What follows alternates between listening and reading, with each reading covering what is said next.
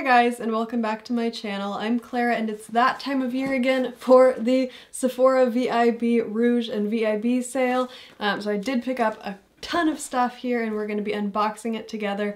But before I jump into that, I just want to mention that we are doing another giveaway on the channel. Normally around this time of year I would do a giveaway of the holiday meteorites, but if you've seen my review on those, you'll understand why we're going to actually be giving away one of the permanent meteorites. They do come in 3 different shades, so you will get to pick your favorite color out of those. And please see the description box for more details on how to enter in that giveaway. But for now, let's just jump right in. I did pick up a lot of skincare items because I do really like to use my 20% off for things that I need all the time. But there are some pretty cool makeup items in here as well. So let's just jump right into that together. So on the top we have their sample fragrance cards. I'll just put those aside. Some samples. So like I said, there's a lot of skincare in here and I'll just kind of walk you through a few things. Okay, let's start with the thing I really can't live without, and that is my Sunday Riley Luna Oil. This thing I find really prevents me from getting like that painful bumps of acne.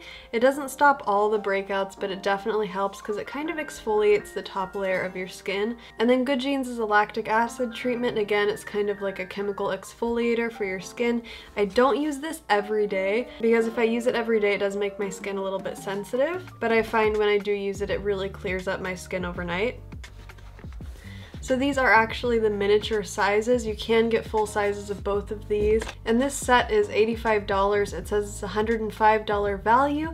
And when I calculated before the value per ounce, if you buy the full size versus these, this little travel set is actually a better price per ounce than buying the full size.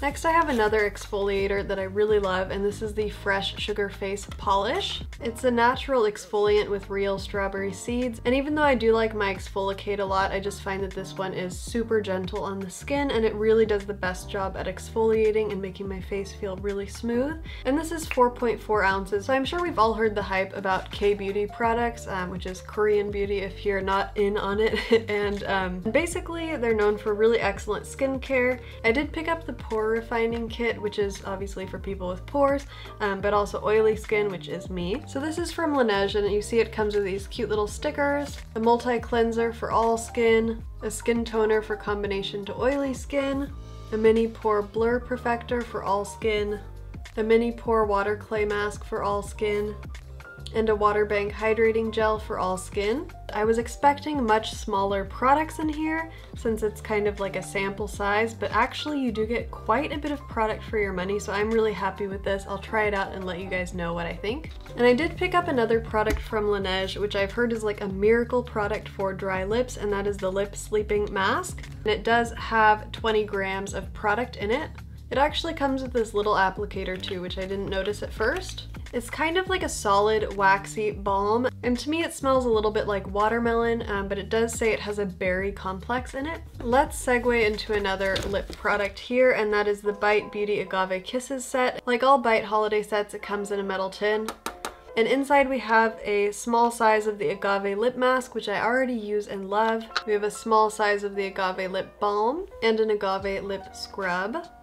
And again, I think this is one of the sets that is really a good value.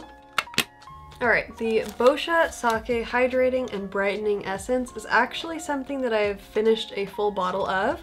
This product is $50 for 50 milliliters. Boscia is another K-beauty brand. Before I was using this, I was using the Boscia Cool Blue Essence, which actually was discontinued, and I believe it was kind of like replaced by this. So it's slightly reformulated, but it does to me the same thing.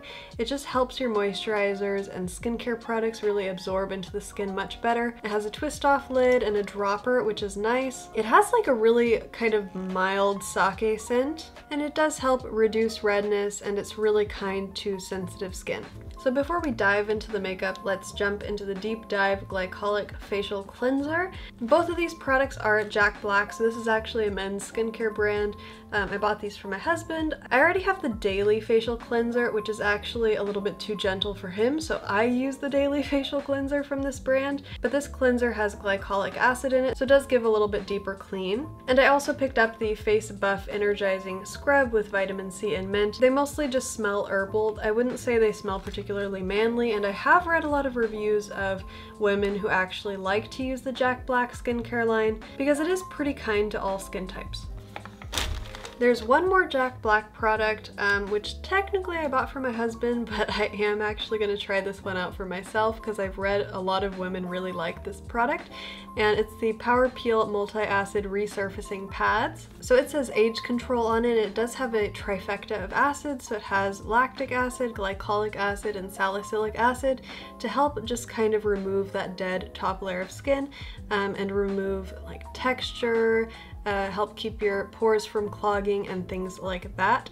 I have another K-beauty brand, and that is Belief.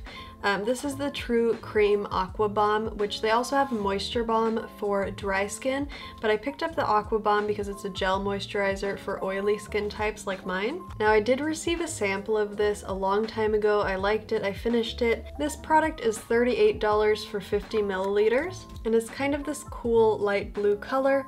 I just remember it was really gentle on my skin, and it helped keep me from getting oily throughout the day. It has just a really, really light kind of floral scent that most Belief products have. I actually bought the Belief Moisture Balm because I was hoping it could replace my Tatcha water cream because they're both 50 milliliters of product, but the Tatcha one is $60 as compared to the Belief, which is $38. That being said, Tatcha always has the coolest packaging, so I can't wait to share this with you. So you can see the Tatcha water cream is just in a really beautiful container like all the other Tatcha products, and it does have this cute little gold-plated metal spoon here. And this you're supposed to use to scoop out the product inside. I did purchase the water cream when it first launched, and I have used almost all of it. I'm kind of scraping the sides of my jar right now. This is just a gel cream, and again, this is mostly for oily or combo skin types. It is made with Japanese rose, so it does have a little bit of a floral scent, again, kind of like the Belief one. I would say this one is slightly more scented, and the cream is just a little bit heavier in the jar. When you shake it, it doesn't really lose its shape. I was a little bit worried when I first purchased it that since it was scented, it would make me break out because my skin doesn't love every Tatcha product. But I haven't had any problems with the water cream, and I do think that makeup sits really beautifully on top of it. I would say it gives me a little bit of oil control throughout the day, but you know, I could always use a little bit more oil control. Okay, so we're finally jumping into the makeup. I have heard so many good things about the Givenchy Prism Libre Loose Powder, and it has a total of 0.42 ounces. There are actually a bunch of colors of this powder. I picked up the shade 1 in Mousseline Pastel. So it has this really cute like matte black top with the silver logo. And it has a twist off lid, and then inside it comes with a puff. This is a nice puff. It's kind of like a velour coated puff with a little handle on the back. And this is really kind of a brightening and color correcting powder, which you guys know I love my Meteorite color correcting powders. So I'm really excited to try this, even though I believe this is also kind of like an oil control setting powder, not just a finishing powder like the Meteorites. It has a light pink, a purple, a green, and a blue shade. So the Meteorite this would be kind of equivalent to is 01 Clair. I did try this on my hand in the store, and I have to say just from that it was one of the most beautiful finishes of any powder that I've seen.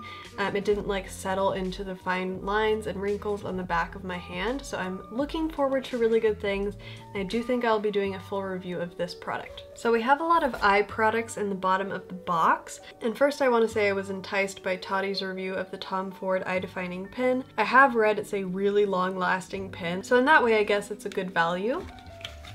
Now lately I have been really enjoying using like powder eyeshadows instead of liquid eyeliners to do a wing because I feel like it's just so much easier, but I want to see how this compares because it does have a thin side and a thick side to the pen, so you can kind of control the shape of your wing a little bit more accurately. And as far as I know, they only have a black color. Now I do also have the Stila liquid eyeliner and the Kat Von D liquid eyeliner and also an Ico eyeliner that I've been using and I have some thoughts on.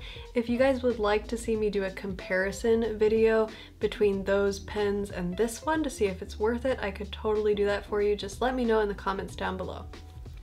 I have a couple of Marc Jacobs Highliner Matte Gel Eye Crayons, which basically these are good for use in the waterline, I have heard. And because I'm super adventurous with my color selection, I did pick up two of the kind of more like nudie colors to wear in the waterline.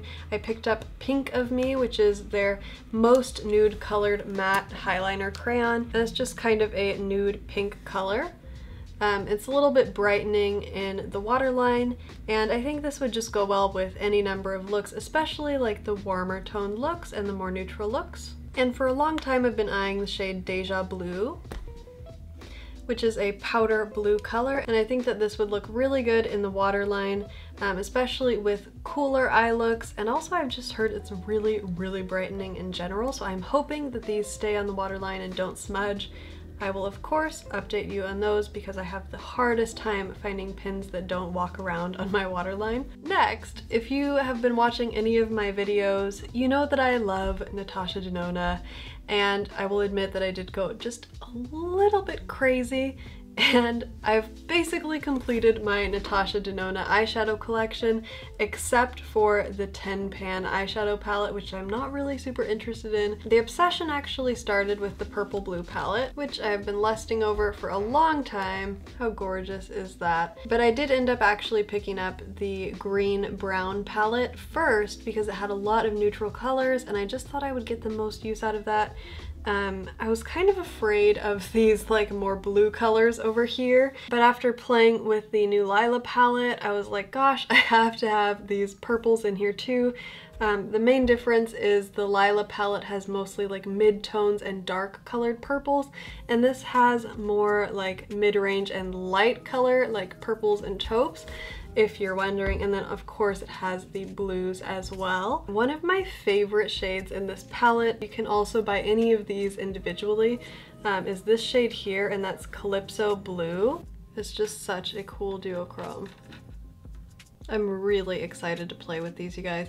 They have been around a while, so let me know if you wanted me to do like a comparison maybe between all the different Natasha de Nona eyeshadow palettes to see which one is the most worth it, or something like that. And then I of course had to pick up the Star palette just because I feel like this palette is one of the most wearable palettes in terms of the number of looks you can create from it for like everyday wear. The other ones are a little bit bolder and more editorial, and you can see this beautiful silver packaging with stars on it, and it's kind of broken up into a more cool tone side of the palette and a more warm tone side of the palette. One really focuses more on like olive green colors, and the other is more like pinks and maroons. And this is the palette where she actually introduced her chroma crystal shades, so if you guys like those, there are quite a few in here. This is the shade Orion. And you can see that they're compared to the Calypso Blue, they're actually really different here. And this is the shade Bellatrix. Ooh. I believe that's one of her chroma crystal shades. So you can see it's like really intense and bright, but the size of the individual pigments is much bigger than a typical eyeshadow. Galaxia. Kind of an intense foiled shadow. So I'm basically obsessed with my Natasha de Nona eyeshadows for one reason and one reason alone, and that's the finish of the eyeshadows. I just feel like it's superior to the finish of any other eyeshadow. You do get some fallout with these eyeshadows, especially with the earlier versions, which are these 28 palettes, and then the chroma crystals in the Star palette if you don't use like a glitter glue. So that's why I feel like they're very largely misunderstood palettes, and people always talk about how pigmented Natasha de Nona eyeshadows are, but to me I think the real magic is just the finish and the way that they shine on the eye and catch the light. And I don't think that they could actually do that if the individual pigments in the eyeshadows were smaller, and so that's why I feel like some of them do have a little bit more fallout. But lately I've just found myself only wearing the Natasha de Nona eyeshadows. And I have been playing with my Pat McGrath palette as well, but they've kind of kicked out the Tom Ford and Charlotte Tilbury eyeshadows for now. I just feel like they are that good. So I would love to make a video comparison between all these different Natasha de Nona eyeshadow palettes, but you guys have to let me know what you want to see, if anything. I do think they're absolutely the best eyeshadows on the market right now. Yep, and that's just my 2 cents. So that's it for my haul today. You guys don't forget to check out the Meteorites giveaway that we will be doing. Please don't forget to like this video if you have enjoyed this kind of haul unboxing. I hope that this has given you guys some inspiration on what you want to pick up for yourselves. Please let me know which items you would like more of a full review of, or if you'd like to see any comparisons between the items, I would be happy to do that for you. I hope that you will all enter in the giveaway and that you're having a wonderful day. I'll talk to you again really soon. Bye guys.